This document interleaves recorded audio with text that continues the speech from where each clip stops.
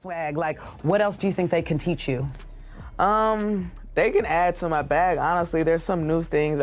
Paige did a little like in and out and like hook layup in practice, and I was like, I'm gonna try that and I'm gonna add that to the bag. We talked about Caitlin's range and being able to do that off the dribble, so I want to get better off the dribble. So those are the few things. Sonia was there, Citron was there, and her ability to create space off of the pull-up is really cool. So there's little tidbits you can always get from somebody's game, no matter what age they are. Listen closely to how players are describing the negotiations, and the concern becomes obvious. Chelsea Gray calls the situation not good, not bad, which is athlete speak for something far worse than it sounds. It's the kind of neutral phrasing players use when they can't be fully honest on camera. Kelsey Plum, a vice president of the Players Association, paused noticeably when asked about her confidence level, then let out an uneasy laugh. That's not optimism. That's discomfort. The timeline makes it even more troubling. Players opted out of the current CBA in November 2023. That's 14 months of talks. 14 months to find common ground. And somehow, they appear further apart now than when negotiations began. The union's demands have shifted repeatedly, starting with 50% revenue sharing, then dropping to 30%. Ownership, meanwhile, has largely stayed put, offering a $1.3 million salary cap and roughly 15% revenue sharing. That gap isn't just wide, it's philosophical. The two sides aren't debating details, they're operating under completely different assumptions about what the league can and should be. One side sees growth and momentum. The other sees financial risk and limits. This is what a stalled negotiation actually looks like.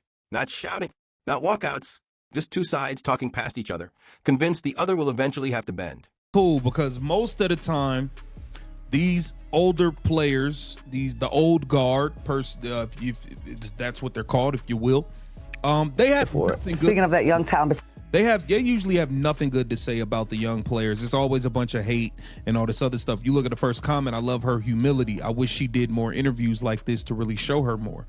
And I agree. I definitely wasn't expecting this. Look, everybody can learn something from somebody. Paige definitely got some stuff you could take from Caitlin Clark. Definitely. Now, the stuff Caitlin do off the dribble, pulling up from 38 feet, pulling up from the parking lot, pulling up from the concession stand, in the nosebleeds. You can't just steal that. You're not going to just be able to pick that up. You know what I mean? But I respect the fact that she is open to taking tidbits from the youngest game. She said Hall of Fame player who will most likely be a great coach. Somebody said point guard. So this is cool. This. What Chelsea Gray said might be one of the most unexpected and revealing moments we've heard from a WNBA veteran in a long time. This isn't just any player talking. Gray is a two-time champion, a finals MVP, and a future Hall of Famer whose resume already places her among the all-time greats. And yet, here she is, openly admitting that she's borrowing moves from rookies. Not out of desperation, not as a joke, but as a deliberate effort to improve her own game. Even more striking is who she's learning from. Caitlin Clark and Paige Buchers aren't just young players. They represent the future of the sport. And instead of feeling threatened by that future, Gray is studying it. She's watching their film, experimenting with their techniques in practice, and acknowledging that their creativity is worth absorbing. There's no defensiveness. No sate dismiser. No, I've been doing this longer energy. Just respect. That matters because it stands in sharp contrast to how much of the league's old guard has behaved this season. We've seen veterans bristle at attention given to rookies, downplay their impact, or frame the new wave as overhyped. Gray is doing the opposite. She's showing what true leadership looks like, recognizing excellence wherever it appears and understanding that evolution is part of longevity. There's also something symbolic here. On the court, Gray represents adaptability, humility, and professionalism. Off the court, however, the league she plays in is anything but stable right now. That contrast makes her comments even more powerful. While the business side of the WNBA feels rigid, tense, and stalled, Gray's approach to basketball is fluid and forward-looking. In many ways, this moment captures two different philosophies colliding. One embraces growth and change without ego. The other resists compromise and waits for pressure to break the other side first. Chelsea Gray's mindset shows how progress actually happens by learning, adjusting, and respecting the next generation instead of dismissing it. Gray want to take from them. We might not be seeing Caitlin Clark in 2026 as things stand right now because the owners have left these players' text messages on red. They ignored their latest offer for weeks at a time, and there's no deal done by the deadline. So it is a wrap. So Here this says WNBA players won't extend CBA deadline as negotiations continue. Now I see a lot of media trying to spin the narrative, talking about the league might now realize the players have the leverage. Absolutely wrong. You see the unrivaled ratings, that's not a good look. That ain't. Chelsea Gray wasn't offering vague praise or surface-level compliments. She got specific, and that's what makes her comments meaningful. She talked about Paige Bucher's hook layup, how effective it is in tight space. She pointed out Caitlin Clark's pull-up shooting range and her ability to create separation off the dribble. These aren't things you casually mention unless you've spent real time studying film. This is the language of a player who is actively learning, not posturing. That level of detail signals sincerity. Gray isn't trying to sound gracious. She's breaking down skill sets the way elite players do when they're looking for edges. And she's doing it at a moment when the league itself is facing serious instability. That timing is important. Because while players like Gray are demonstrating professionalism and mutual respect on the court, the business foundation of the WNBA is cracking. The collective bargaining agreement deadline passed at midnight on January 31st without a deal in place. The league is now operating under what's being called a status quo period. That phrase sounds harmless, but it's anything but. It essentially means there is no agreement, no clear timeline, and no certainty about what comes next. This creates a strange disconnect. On one side, you have veteran players setting an example of how the game should evolve, open-minded, collaborative, and focused on quality. On the other side, you have a labor situation defined by delays, silence, and growing mistrust. The contrast couldn't be sharper. Gray's comments unintentionally highlight that divide.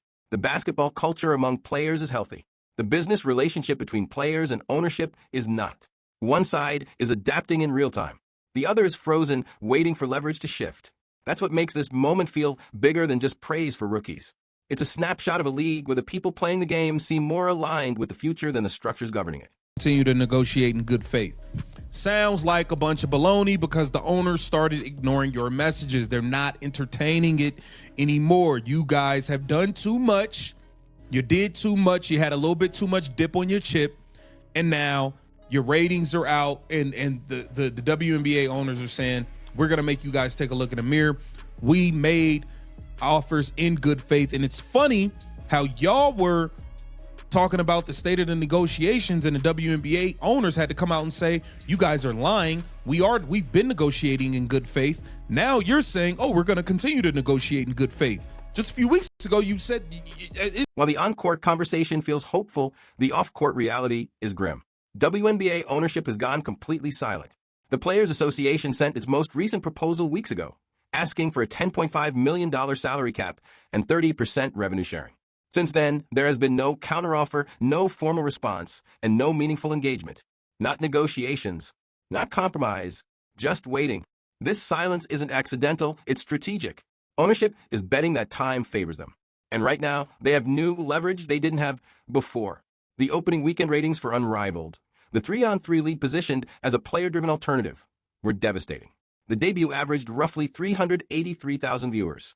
That number represents a 76% drop compared to WNBA playoff viewership just months earlier. That matters because Unrivaled was supposed to demonstrate independence. It was framed as proof that players could draw audiences without relying on the WNBA's infrastructure, marketing, and history. Instead, it reinforced the opposite. Without the WNBA brand, the audience shrank dramatically. From ownership's perspective, this changes the math. The players' strongest external pressure point just weakened. The idea of a viable backup plan lost credibility overnight. That gives owners more confidence to wait, knowing the alternatives aren't as strong as advertised. This doesn't mean the players are wrong in their demands, but it does mean the leverage equation has shifted. Silence now becomes more effective. Ownership can afford patience. The players, facing uncertainty and limited career windows, feel the pressure far more acutely. Frustration, but not surprise at the state of the negotiations this week. Not good, not bad. Rose guard Chelsea Gray said, not as good as we hoped at this point. It's a battle. Laces forward, Alyssa Thomas added. It's a lot of work to be done. Ask about her confidence heading into Friday night's CBA deadline. Phantom guard and WNBPA Vice President Kelsey Plum briefly paused before letting out a titter. Sources confirm that neither the WNBA nor the Players Union offered an extension to the current CBA, which is set to expire at midnight. Breanna Stewart has said there won't be another extension and that negotiations will continue in good faith. The problem is simple. Good faith requires participation from both sides. And right now, ownership isn't participating. You can't negotiate with silence. The league has confirmed it isn't planning an official lockout, but that doesn't mean a work stoppage isn't coming. It's already happening in slow motion. By refusing to engage, ownership is effectively freezing progress without taking public responsibility for it. The players see what's coming. That's why they're already securing independent training facilities across the U.S. and in Europe. That isn't precautionary. That's preparation. Once the status quo period ends, owners can restrict access to team facilities, staff, equipment, and medical resources. No more shared infrastructure. No more support systems. At that point, the separation becomes real. Players will be on their own, both literally and financially. And while the league may not call it a lockout, the outcome will feel exactly like one. Chelsea Gray's humility and professionalism show what the sport looks like at its best. The labor situation shows it at its most fragile. And right now, those two realities are moving in opposite directions.